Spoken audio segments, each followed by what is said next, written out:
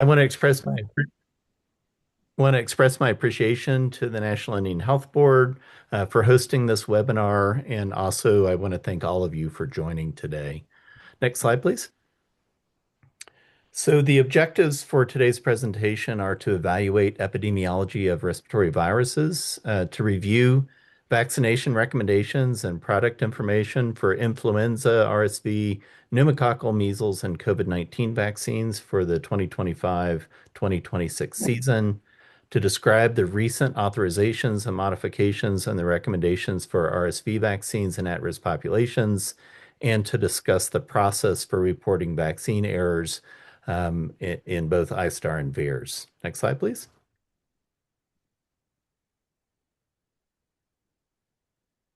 So as we seek to improve health outcomes from vaccine-preventable disease in our vulnerable service population, we remain committed to a strategy that maximizes access to recommended immunizations subject to appropriate informed consent.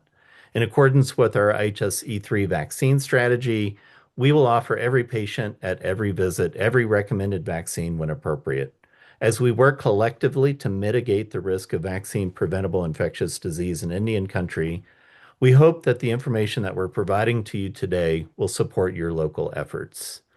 Now I'm going to turn things over to Ms. Uzo Chukwuma, the Chief of the IHS Infectious Disease Branch, to discuss respiratory viral surveillance. Good afternoon, everyone. Can you hear me? Yes, ma'am. Thank you. Thank you for the opportunity to share information with you regarding the fall respiratory viruses.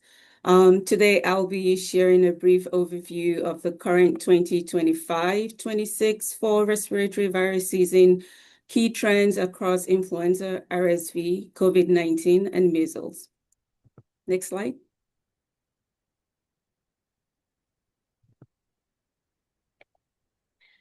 As we move deeper into the winter season, we continue to monitor three major respiratory viruses that tend to co-circulate, which are influenza, RSV, and COVID-19. There is also ongoing measles outbreak, which adds additional strain to the public health resources.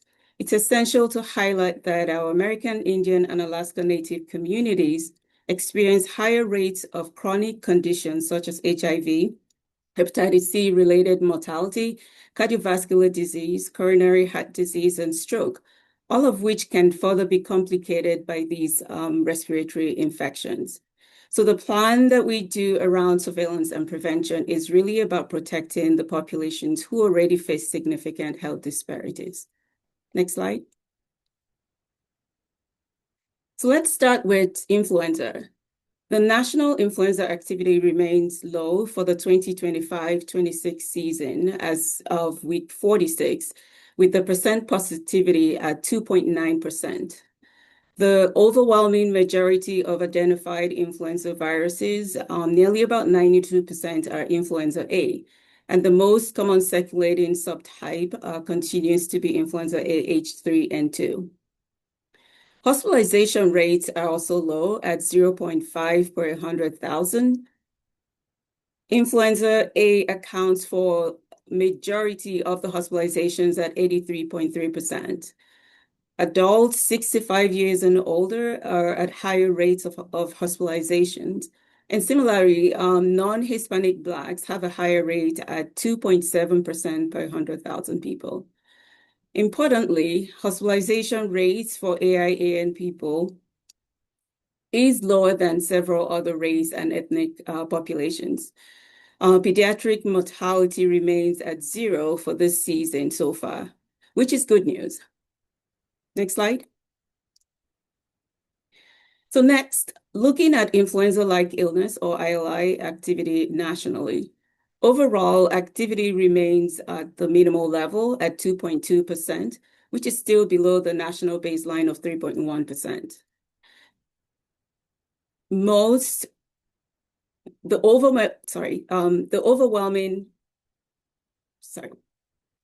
Overall activity remains minimal at 2.2%, which still is below the baseline, the national baseline at 3.1%. Majority of jurisdictions, about 50 of them are reporting minimal activity. There are just a few states with elevated activity. We have Colorado, Mississippi reporting low activity level, and Louisiana reporting moderate activity level. The 2025-26 season patterns is trending below the previous year's seasons, aside from the 2020-2021 pandemic year, which has an unusual pattern observed. Next slide. So zooming into IHS specific trends, ILI activity remains low at 0.6% and continues to stay below the IHS and CDC national activity level. However, we do see some variability across different areas. 5 of the IHS area, particularly in week 46, show ILI activity above the IHS national rates. And we have the Portland area reporting the highest activity for week 46 at 1%. The group most impacted within IHS, for those who have observed ILI, continues to be adults who are 65 years and older, accounting for about 34.4% of reported IHS ILI activity. This highlights again the importance of vaccinations for our elders. Next slide. RSV activity is also trending relatively low this season as of week 46. The national hospitalization rate is at 1.7% per 100,000, which is below most of the previous seasons, except for the 2020-2021 season. Children who are 0 to 4 years old remain the most impacted, with a rate of 3.4 per 100,000, followed by adults who are 65 years and older with a rate of 0.5% per 100,000. Hospitalization rates are at 0.9 for Black non-Hispanics, followed by the Hispanic population at a 0.3 per 100,000. American Indian Alaska Native hospitalization rates currently remain at 0. Just want to flag that this does not mean zero risk for our population, only that there are no cases meeting the surveillance definition that has been recorded. Next slide. COVID-19 hospitalization rates nationally is at 7.3% per 100,000, which is lower than we've seen in previous seasons. The highest rate are among adults who are 65 and older at 27.4 per 100,000. And children 0 to 4 years old are next at with a rate of 5.1 per 100,000. And across racial and ethnic groups, the rates are relatively low at 0.6 for white non-Hispanics, 0.5 for Black non-Hispanics, and 0% for American Indian Alaska Native population in this reporting period. Again, 0 rate does not mean zero risk, but reflects that we don't have any confirmed hospitalization reports to date. Next slide. As many of you have seen in recent news, reports of measles activity remain elevated nationally. For 2025, there are about 1,798 confirmed measles cases, with 87% of them linked to an outbreak, and a substantial increase from what was observed in 2024, where we had only 69% of the outbreaks, 69% of the cases linked to an outbreak situation. There has been about 46 outbreaks across the country for this year, which is up compared to 16 outbreaks that were reported last year. The jurisdiction with the highest case counts include Texas, Arizona, Utah, New Mexico, and Kansas City. Sadly, 3 deaths have been recorded this year. Next slide. And this slide gives a quick overview of who is affected by who's been affected by measles in 2025. Most cases continue to occur in younger age groups who are 5 to 19 years old. The majority of the cases reported are among people who are unvaccinated or who their vaccination status is unknown.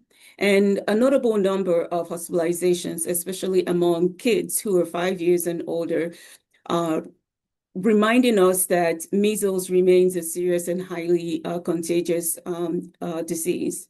Overall, the epidemiology reinforces the impact of strong MMR vaccination coverage and rapid follow-up of suspected cases, especially in communities where we have low immunity. And with that, that ends my surveillance update, and I will turn it back over to Dr. Clark for the next slides. Thank you. Great. Thank you, Ms. Chukwuma. Quick sound check. Can you hear me okay? Yes. All right. Previous slide, please. So by way of introduction, I'm pleased to provide information about respiratory viral vaccines for the 2025-2026 season.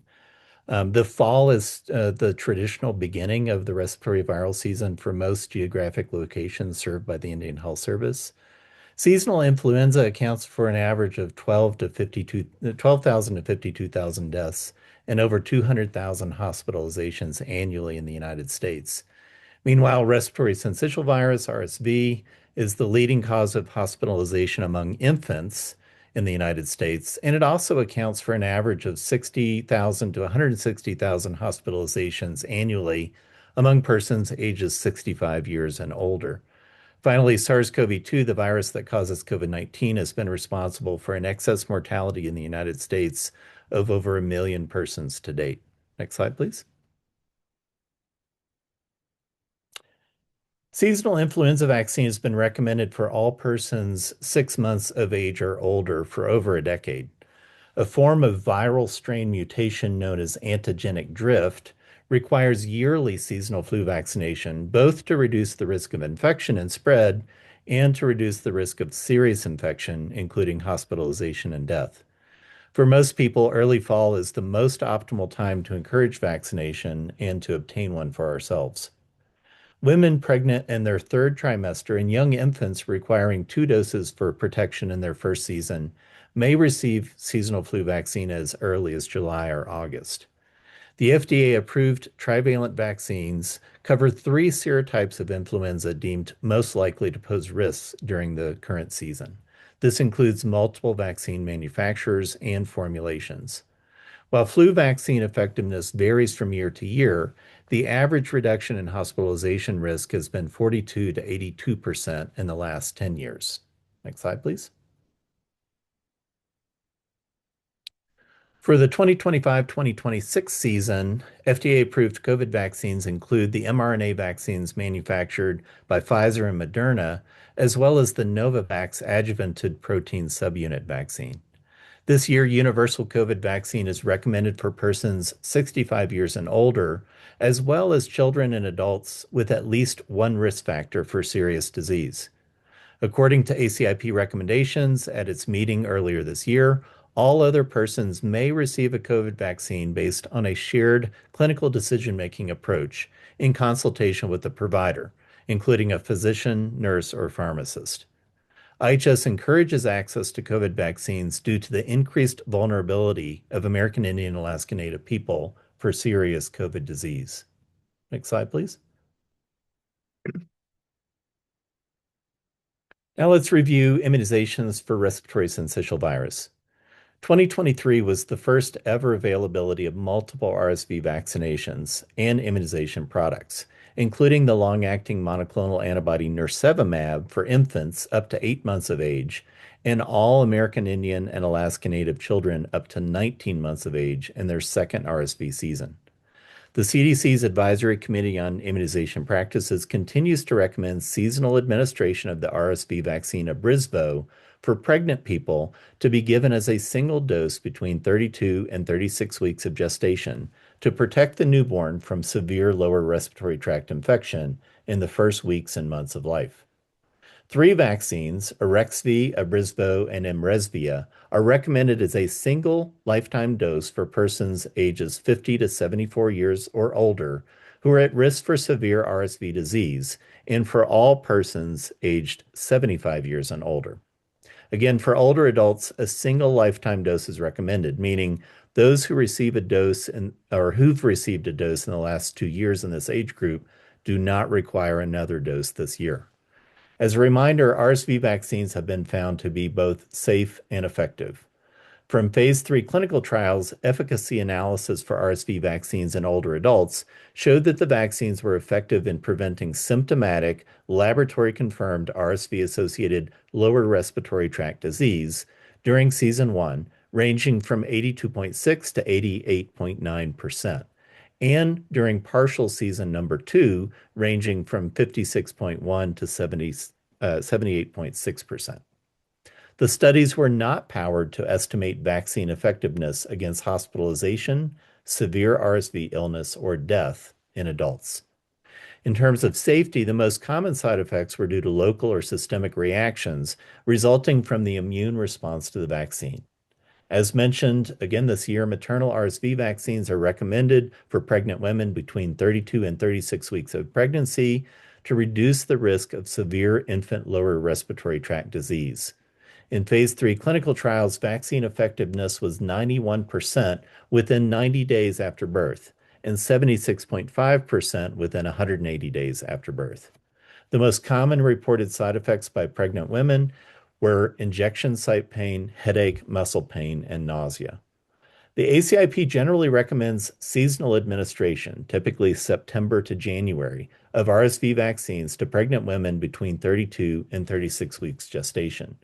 I would note that in the past 2 seasons, due to ongoing high rates of RSV disease in Indian country, and based on the recommendation of IHS subject matter experts, our IHS Chief Medical Officer, Dr. Christensen, has extended this recommendation for IHS sites through the end of February.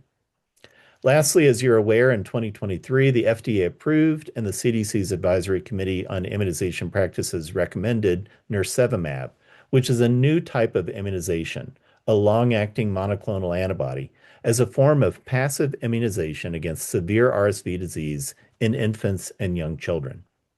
A single dose of nirsevimab was found in clinical studies to reduce the risk of severe RSV disease by about 80% when administered during a given RSV season. While it does not provide long-term protection to RSV disease, one dose lasts at least 5 months, which is the duration of the average RSV season. The most common adverse reactions were injection site reaction and rash. Previous studies have shown that RSV hospitalization rates are up to 4 to 10 times higher among Alaska Native and American Indian children under 24 months of age compared to the general population. The CDC's Advisory Committee on Immunization Practices has recommended that all infants younger than 8 months should receive nirsevimab before the start of their first RSV season. And all American Indian and Alaska Native children 8 to 19 months old should also receive nirsevimab shortly before the start of their second RSV season. Early evidence suggests the success both of vaccination strategies and health outcomes in Indian country. During the 2023-2024 season, our tribal partners at the Yukon-Kuskokwim Health Corporation in Alaska reached out proactively to remote villages in the YK Delta and noted both high vaccine acceptance rates as well as low rates of subsequent hospitalization for serious RSV disease among infants immunized with nirsevimab. This year, the FDA approved a new long-acting monoclonal antibody, clesrovimab, for RSV immunization of infants.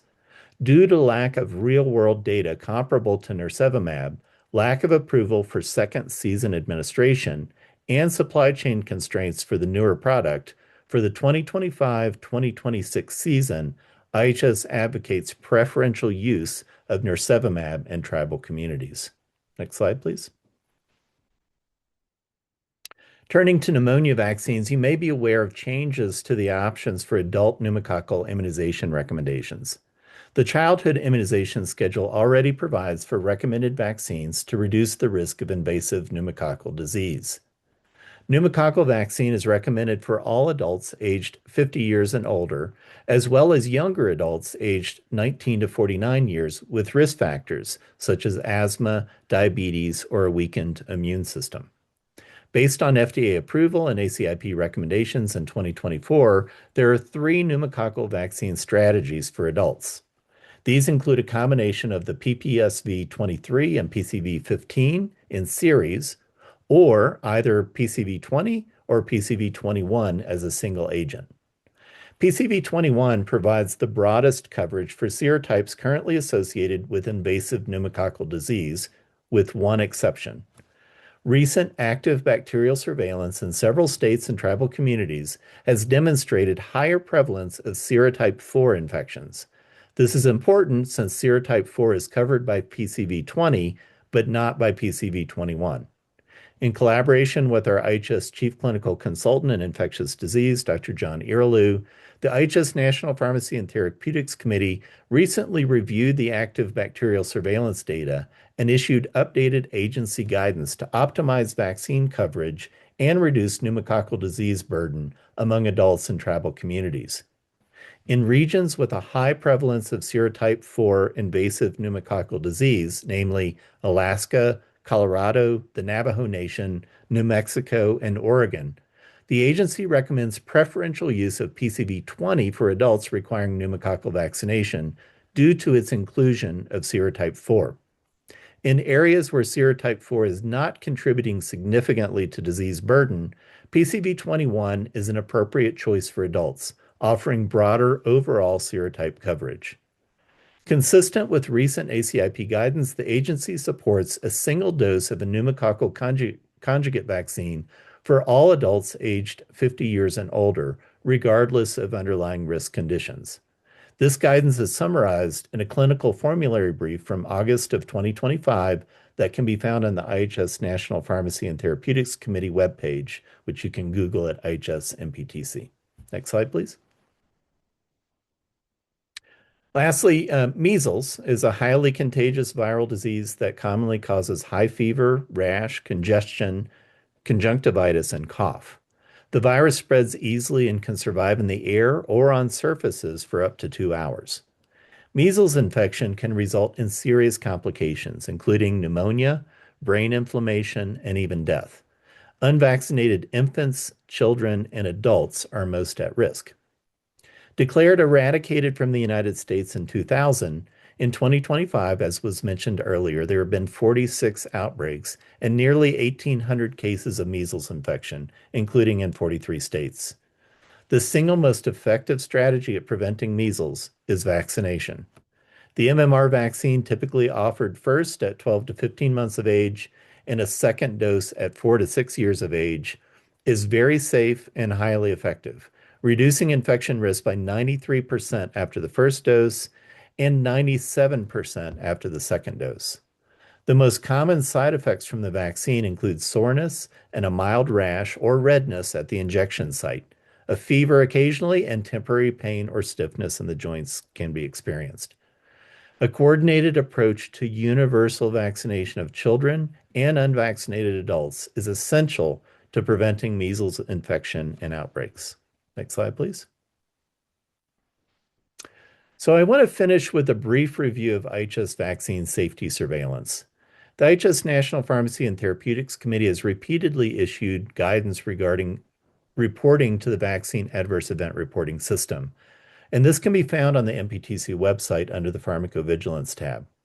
The CDC's Vaccine Adverse Event Reporting System is the gold standard for monitoring vaccine safety in the Indian Health Service.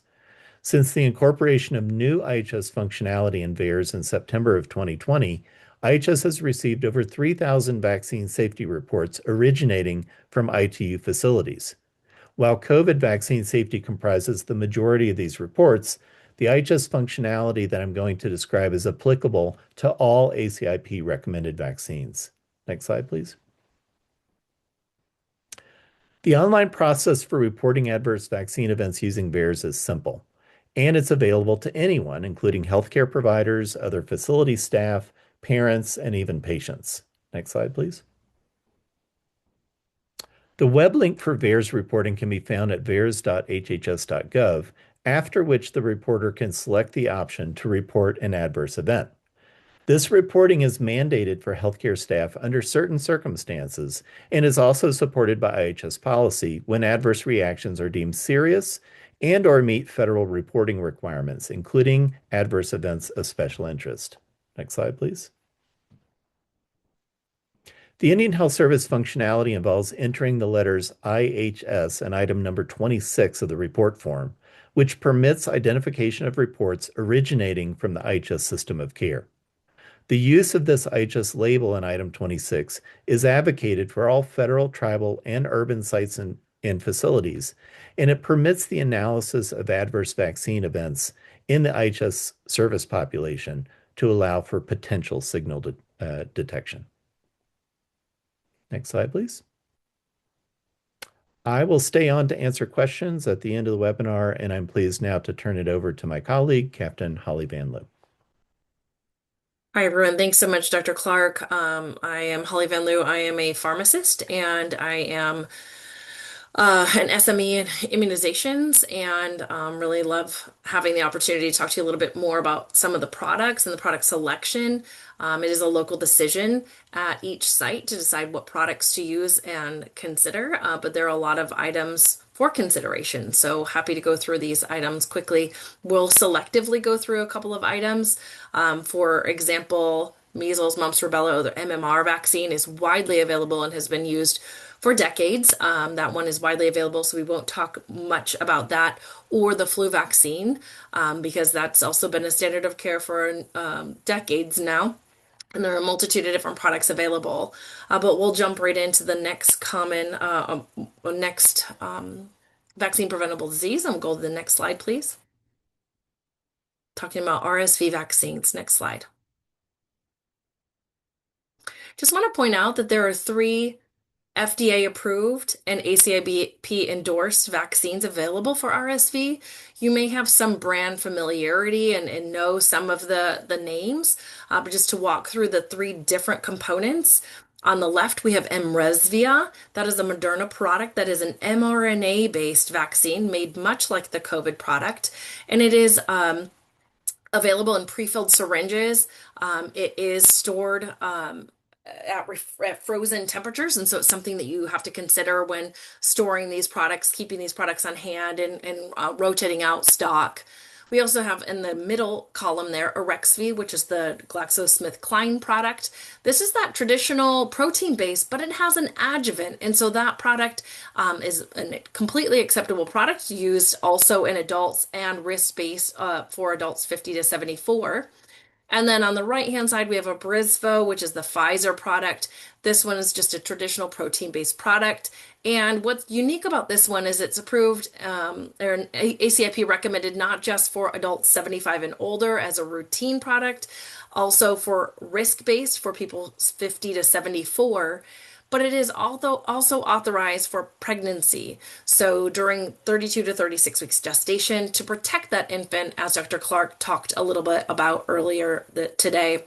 Again, each one of these is only 1 dose per lifetime. So if a pregnant individual were to get this Abrysvo vaccine during a pregnancy, the next pregnancy, they would not be able to qualify for this vaccine because it is only 1 dose per lifetime. And in that moment, we would recommend RSV protection for the infant through monoclonal antibody vaccination.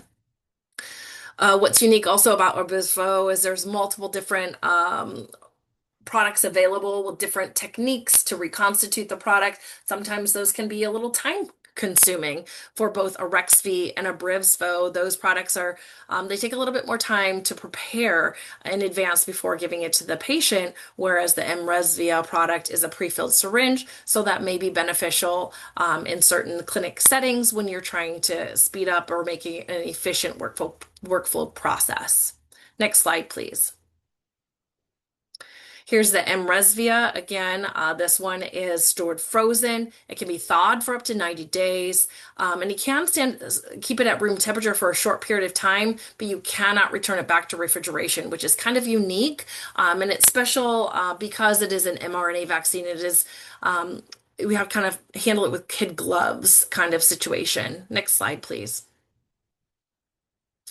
This one here is a little unusual in that it's a white to off-white suspension, and you would want to take a look at it, make sure that those particulates look reasonable and not very large, but we wouldn't want to shake it up because the mRNA vaccine is very, very sensitive to movement and whatnot. Next slide, please. Arexvy. This product is the GlaxoSmithKline product. It comes as 2 separate vials that have to be reconstituted or mixed together just prior to vaccination. This one does add a little complexity because they have to be mixed, but I think many vaccinators are very familiar with these products. It's very similar to other products like Shingrix, or other vaccines that have to be reconstituted. So it's becoming more commonplace in the market to be able to have the familiarity to reconstitute a product right in the moment, but it does take a little additional time. And this one also is not approved for pregnant women. Next slide, please. And then lastly, we have Abrysvo, the Pfizer product that we discussed just briefly. We have multiple different ways that it comes. One would be a vial and syringe, one would be 2 separate vials mixed together, and one is the active vial, a little bit quicker method for reconstitution. This one is lovely in that it's just refrigerated and that it's a little bit easier and less complexity with storage and handling. Next slide, please. And the most important piece that is really relevant in this space is that this one is the only one, again, authorized for use in pregnant women 32 to 36 weeks to protect that infant from RSV disease and severe disease. Next slide, please.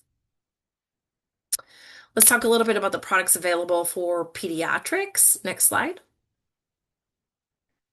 We have 2 different products. On the left-hand side, we have Nursivimab. That product became available around 2023.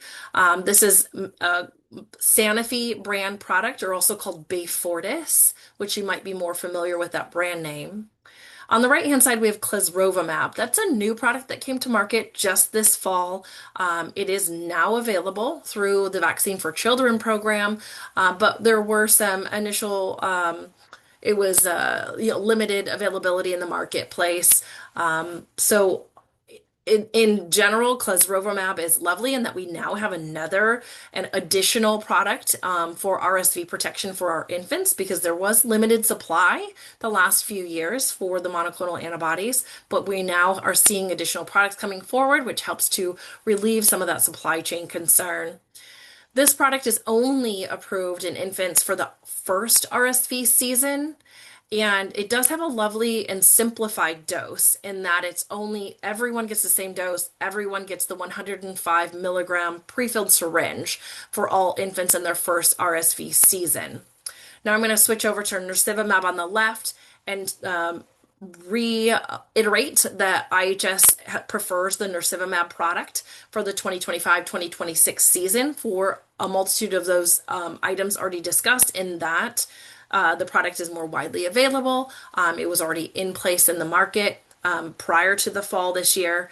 We have multiple seasons of real world data and efficacy in American Indian Alaska Native children. And it's also approved not just for that first season, as Dr. Clark discussed, the 0 to 7 months first season RSV, but also in those at-risk populations, including American Indian Alaska Natives who are 8 to 19 months in their second RSV season.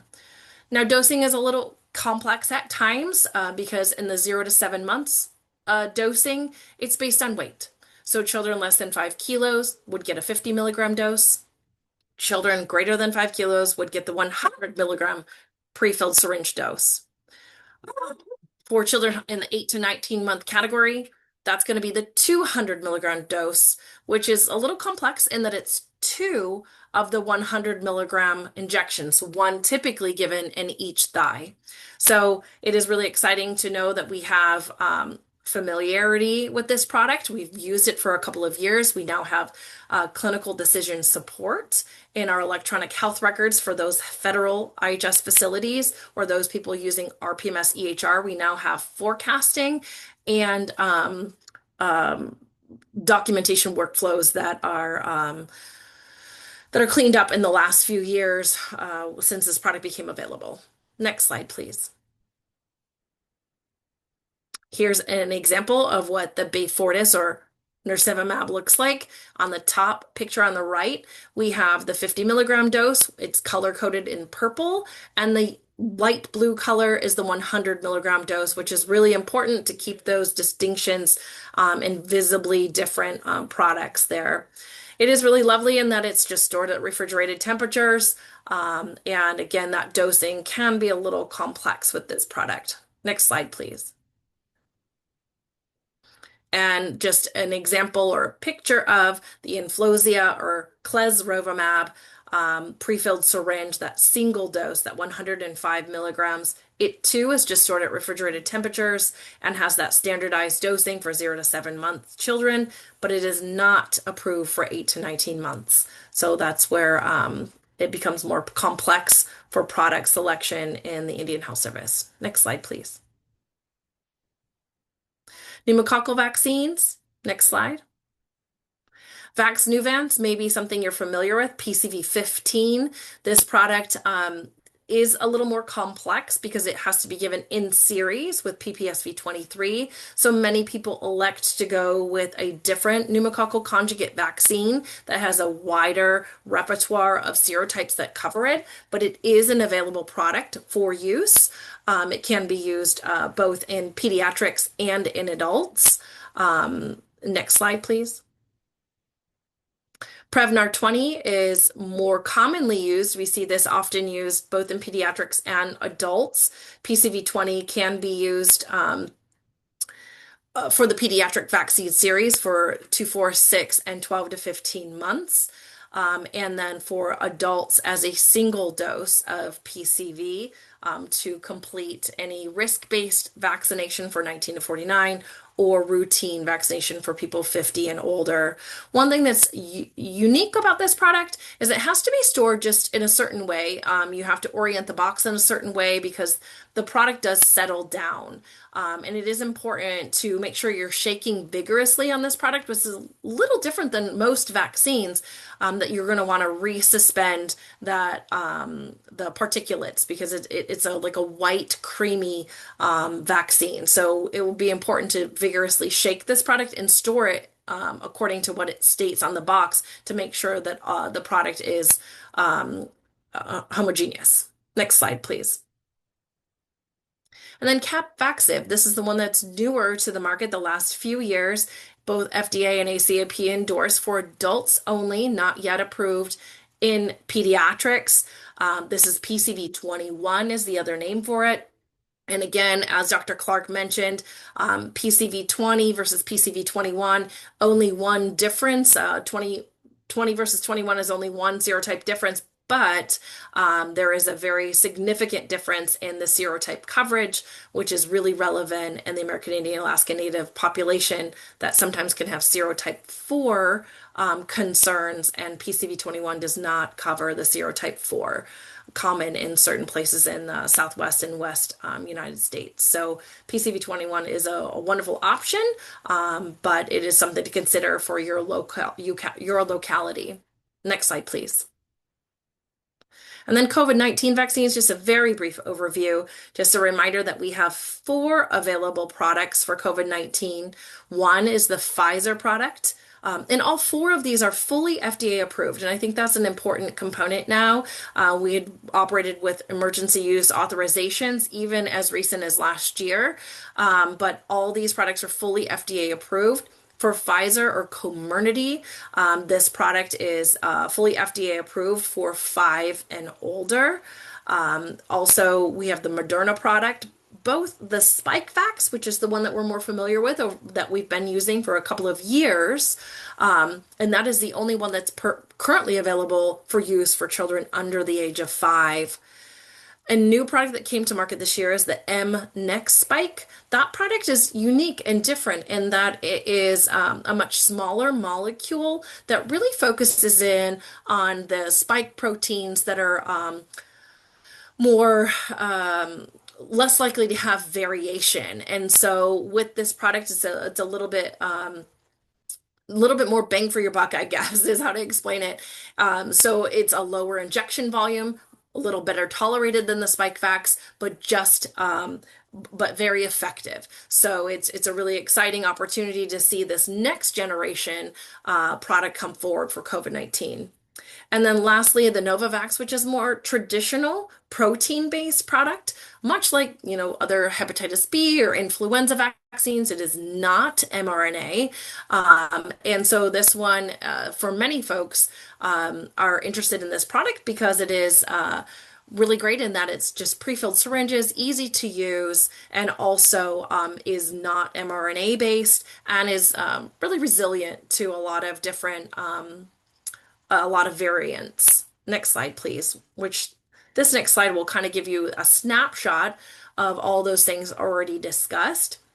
And again, the ACIP recommendations are shared clinical decision making for essentially anyone 6 months and older. So there are different approvals and age ranges for the different products. Of note, the M Next Spike is not available on the VFC contract. Only Moderna, Pfizer, and Novavax have products that are approved, but there are caveats with each of those and that the ages for which that they're approved. So there are definitely benefits and disadvantages for each product on whether it's stored frozen, the beyond use dates, those kind of things. Single dose vials for Pfizer for children 5 to 11. So that makes it a little more complicated with cold chain. So just some of those considerations to look at. Next slide, please. So clinical decision support, what is that? What does that mean? In the Indian Health Service, we have an electronic health record that allows for forecasting or prediction for what vaccines a patient may need based on age and risk factor. So our electronic health record will flag if a patient is due for vaccines. We do have clinical decision support for RSV for adults. Also for pediatrics for 0 to 7 months, and we're working on the update and enhancement for children 8 to 19 months. And then pneumococcal vaccines, we do have age-based and risk-based forecasting. Right now, we're working on updating to align with the most recent ACIP guidance, which is for 50 and older for routine vaccination and 19 to 49 for risk-based. COVID-19 has forecasting available and flu vaccines forecast for everyone 6 months and older. What's really important about forecasting is that the electronic health record, when it flags for a vaccine, that is an indicator to our staff, our nursing staff, pharmacists, providers, that someone's due for those vaccines. So we know that when the electronic health record flags for a vaccine, people are much more likely to be offered those vaccines, and it helps to dig through some of the risk-based strategies. It uses a lot of different coding and different pieces in the behind the scenes to identify risk factors that otherwise we may not think of right off the top of our head. So I think it's a really helpful tool and an important piece for the electronic health record in the Indian Health Service. And because of it, we have some really stellar immunization rates across all age ranges. Next slide, please. And I think that's actually probably it. And I'll turn it back to Adriana.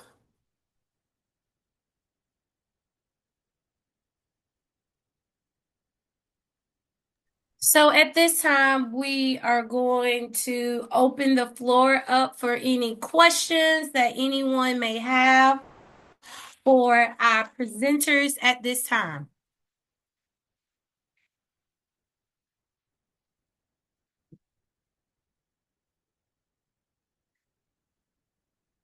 I'm checking the chat box as well.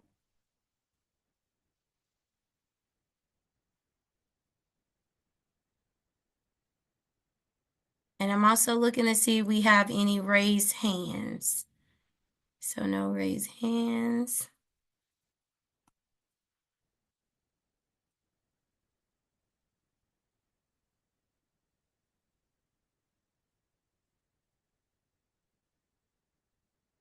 And just to say again, yes, sir. The recording as well as the slides will be made available to you on Friday. This recording will be uploaded on YouTube, and as soon as it is uploaded, I will send out an email with the slides and a link to the recording for you to share with your other colleagues or anyone you think may find this presentation useful. Yes, sir. You're welcome. So again, do we have any additional comments? I know we have 7 minutes. So at this time, I would like to do the good old Dree thing. Let's use those emojis and let's give a round of applause to our presenters for carving out this time. And so we do have a hand raised by Miss James. We have 2 hands raised. So Miss James was the first one, and then the second person, I saw your hand, but then it went away. So you can speak after Miss James.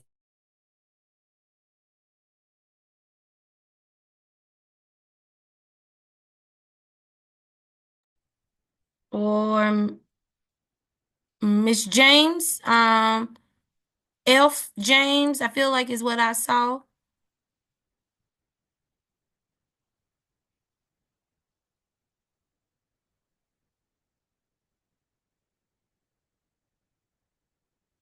Okay, so I guess they changed their mind, and I didn't catch that second name. So,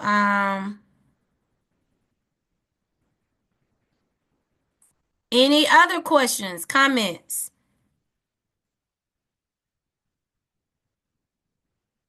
All righty then. So please remember to complete the evaluation. It helps me to make sure these webinars are informal and that you're getting the information that you need. But it also helps IHS because if there's something that's coming up, I am doing my due diligence to get it over to them and make sure that these calls happen. So if there's additional information, resources, they gave us a lot of resources. If there's resources that you need, please let me know so that I can reach out to IHS and get you those resources because maybe you too busy, you don't have time. Dree got time. I can send that email and then call and keep bugging them until they respond to me. So please utilize me, allow me to be a support to you. But without further ado, the evaluation is going to pop up as soon as we left. NIHB upgraded my Zoom. So like the evaluation is going to pop up as soon as we hang up. And I'm also going to send it in that reminder email.